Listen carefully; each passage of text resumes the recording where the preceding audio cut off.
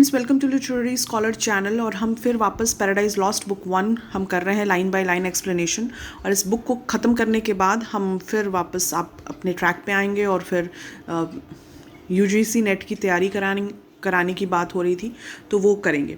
और अगर आप इस चैनल पे नए हैं तो आप इस चैनल को सब्सक्राइब करिए। और पैराडाइज लॉस्ट से रिलेटेड अगर आप वीडियो चाहते हैं तो इसके सारे लाइन बाय लाइन एक्सप्लेनेशन के video paradise lost book 1 playlist में आपको मिल जाएगा। तो चलिए आगे कंटिन्यू करते हैं। अब तक हमने 649 लाइन तक कर रखा है। 650 से देखते हैं हम। He proposes to invade the new world which God intended to create। अब जैसा कि हमने अर्लियर देखा था कि वो कह रहा है कि हम छुप के वार करेंगे ईश्वर पे, क्योंकि हमने फेस टू फेस जब उनको फेस किया, गॉड को जब मैंने फेस किया तो हमें पता चला कि वो कितना पावरफुल है। जब तक हम हेवन में थे हमको उनके पावर का अंदाज़ा नहीं था। उन्होंने अपनी सारी पावर छुपा रखी थी, और जैसे ही हमने उनके अगेंस्ट रिवोल्ट किया तो मतलब उन्होंने अपनी पूरी शक्ति दिखाई कि एक्चुअली वो क्या है। तो फेस टू फेस तो हम नहीं उनको फेस कर सकते, उनको हम हरा नहीं सकते। तो उसके लिए हमको अपनी स्ट्रैटेजी चेंज करनी पड़ेगी। और वो स्ट्रैटेजी क्या होगी कि हम छुप कर वार करेंगे, धोखे से वार करेंगे। और फिर वो कहता है कि ऐसा सुनने में आया है, ही proposes to invade the new world which God intended to create। और फिर वो कहता है कि हम जो हैं उसके गॉड के उस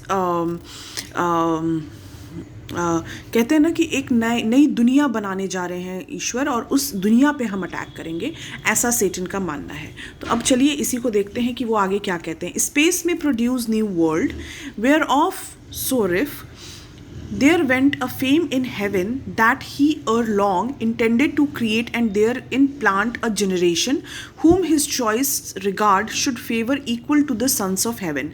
तो वो कह रहा है कि ऐसा सुनने में आया है कि सेटन कह रहा है कि स्पेस में मतलब गॉड जो है एक नई सृष्टि बनाने जा रहे हैं, ठीक है। और ये मतलब where so rife there went a fame in heaven that, मतलब ये हर जगह पता है, ये पूरी स्वर्ग में अफवाह फैली हुई है कि ईश्वर जो है एक नया वर्ल्ड क्रिएट करने जा रहे हैं, and intended to create and there. और फिर वहाँ वो आने वाली नस्लें जो जनरेशन है, एक नई जनरेशन वो बनाएंगे और वहाँ उनको प्लांट करेंगे जो कि from his choice regard should favour. और उनकी ख्वाहिश है कि उनकी चॉइस से जो वो नई जनरेशन बनेगी उनको जो है जो इक्वल उनको फेवर किया जाएगा। किसके इक्वल? एंजल्स के इक्वल। जो हेवन में मतलब हेवन में जो एंजल्स हैं उन्हीं के इक्वल उनको भी सम्मान मिलेगा, उन जो गॉड की नेक्स्ट जनरेशन बनाने जा रहे हैं उनकी। ऐसी अफवाह फैली हुई है। दिदर it but to pry shall be perhaps our first eruption thither or elsewhere। अब वो कह रहा है कि हमें क्या करना है, हमें उसमें मतलब सेंध मार के उसको देखना है, उस पूरे विश्व की जो वो नई जनरेशन क्रिएट करने जा रहे हैं गॉड, उसको हर तरीके से उसके बारे में हमें पता लगाना है, इन्फॉर्मेशन कलेक्ट करनी है कि वो किस तरीके का होगा। और फिर हमें डिसाइड करना होगा, जब हमारे पास उस पूरे नए वर्ल्ड की जो गॉड क्रिएट करने जा रहे हैं, जब उसकी पूरी इन्फॉर्मेशन हमारे पास आ जाएगी, फिर हम डिसाइड करेंगे कि हमारा फर्स्ट मिशन वो होगा जो वो नया क्रिएट कर रहा है कि कहीं और कुछ और मिशन होगा। तो वो हम डिसाइड करेंगे जब हमको उसके बारे में पूरी जानकारी हो जाएगी तब, ठीक है। अब वो कहता है, for this infernal pit shall never hold the celestial spirit in bondage, nor abyss long under the darkness, ठीक है। तो वो कह रहे हैं यहाँ पे डार्कनेस कवर। तो अब ये कह रहा है कि for this infernal pit shall never hold the celestial spirits in bondage. वो कह रहा है कि ये हम सबको पता है कि ये जो इन्फर्नल जो है हमारे सामने, ये जो इन्फर्नल पिट है, ये कभी भी हमें बांध कर नहीं रख सकता। हम सभी को जो भी यहाँ पे मौजूद हैं एंजल्स, उनको कभी ये जकड़ के नहीं रख सकता, ठीक है। तो हमारे पास और ये सुविधा है कि हम यहाँ से बाहर जाकर और गॉड की हर जो नई क्रिएशन है उसके बारे में जानकारी ले सकें। तो ये जो इन्फर्नल पिट है, ये हम देवदूतों को, जो कि हम स्वर्ग से नीचे गिरे हैं, सेलेस्टियल स्पिरिट को बॉन्डेज नहीं कर सकता। अधिक समय तक ये हमें अंधकार में ढककर नहीं रख पाएगा, मतलब ये हमें कभी भी अंधेरे में, एबिस में नहीं रख सकता फॉर अ लॉन्ग टाइम। ठीक है, हम इतने पावरफुल हैं, long under the darkness cover, जैसा कि मैंने बताया। But these thoughts full council must mature, लेकिन वो कह रहा है कि ये जो भी हम प्लान करेंगे उसको बहुत ही सावधानी पूर्वक करना होगा, बहुत स्ट्रैटेजिकली सब कुछ सेट करके सोच विचार के हमको नए प्लान, अपनी नई स्ट्रैटेजी बनानी होगी अगेंस्ट गॉड। ठीक है, बहुत मेच्योर होना चाहिए एवरी। पीस इज डिस्पेयर्ड, हम शांति तो सवाल ही नहीं पैदा होता है, प्रश्न ही नहीं उठता है कि हम गॉड से कभी शांति करेंगे, तो वो तो कहीं से उसके लिए मतलब बात ही नहीं हो सकती। For who can think submission, तो वो कह रहा है कि ये हो ही नहीं सकता कि हम सबमिशन के लिए तैयार हों, मतलब हम अपने आप को उनके सामने झुका के उनसे माफ़ी मांगे, उनके पास उनसे शांति की गुहार करें, माफ़ी मांगे गॉड से, ये संभव ही नहीं है, ऐसा हम सोच ही नहीं सकते। वॉर देन वॉर, युद्ध है तो वो युद्ध ही होगा। अब युद्ध उन्होंने छेड़ा है तो हम भी लड़ाई करेंगे, वॉर देन वॉर। और वो वॉर क्या होगी, या तो ओपन में होगी या तो गुप्त होगी, मतलब या तो वो खुली होगी, खुल के फेस टू फेस भी आएंगे और छुप के भी कर सकते हैं। वॉर इज डिसाइडेड, उसको बदला नहीं जा सकता, मस्ट बी रिजॉल्व्ड।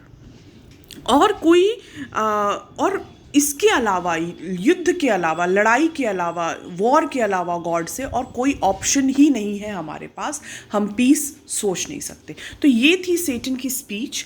और इसको सुनने के बाद फिर आगे क्या कहते हैं सब, ही स्पेक, ठीक है, वो जैसे बोलता है, and to confirm his word, ठीक है, और वो अपने वर्ड को कन्फर्मेशन देता है, और उसके वर्ड जैसे ही फिनिश होते हैं और उसका कन्फर्मेशन आता है कि ना वो ख़त्म कर दिया, उसके बाद जितने भी वहाँ सेटन रहते हैं, he spake and to confirm his words, और उसके वर्ड को कन्फर्म करने के लिए out flew millions of flaming swords, जितने वहाँ पे कि हाँ हम आपकी बात से सहमत हैं, ऐसा शो करने के लिए वहाँ जितनी भी मिलियंस ऑफ फॉलन एंजल्स थे, सब ने अपने तलवार ऊपर किए, मतलब स्वॉर्ड निकाले और उसको हवा में लहराने लगे।